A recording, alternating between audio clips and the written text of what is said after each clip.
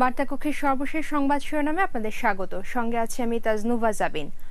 বকেয়া বেতনের দাবিতে রংপুর বেগম রোকেয়া বিশ্ববিদ্যালয়ের উদ্ভূত পরিস্থিতি নিরসনে বিকেলে জরুরি সিন্ডিকেট সভা ডেকেছেন উপাচার্য।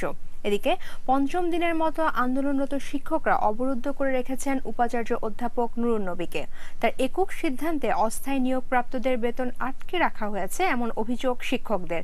আর উপাচার্য বলছেন এটা তার একক সিদ্ধান্ত নয়, সিন্ডিকেটের মাধ্যমে সমস্যার সমাধান করতে হবে বলে জানান তিনি।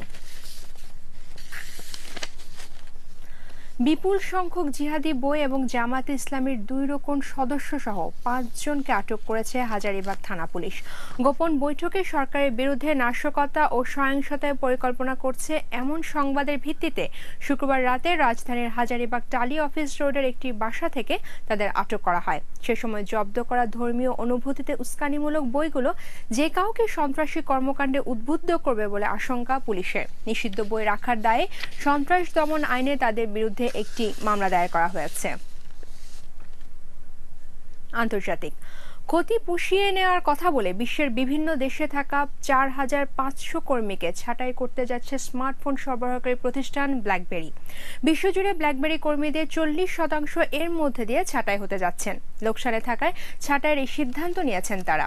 এবছর দ্বিতীয়বারের মতো 100 কোটি মার্কিন ডলার ক্ষতির সম্মুখীন হয়েছে এই কর্পোরেট ব্যবসা প্রতিষ্ঠান।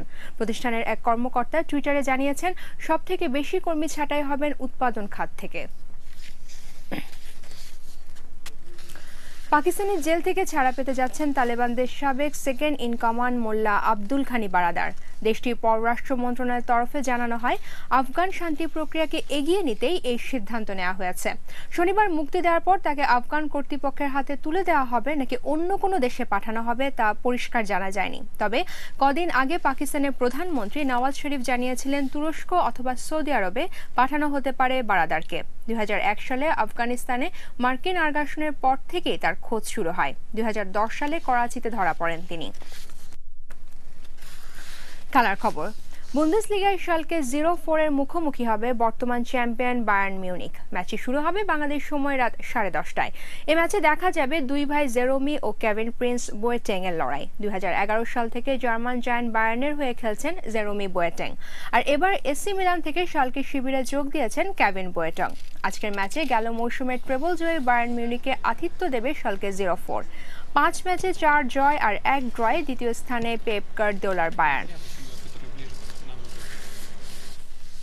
বার্তাকক্ষে এখন পর্যন্ত এই ছিল সর্বশেষ সংবাদ শিরোনাম। পরের সংবাদ সকাল 11টায় দেখার আমন্ত্রণ রইল।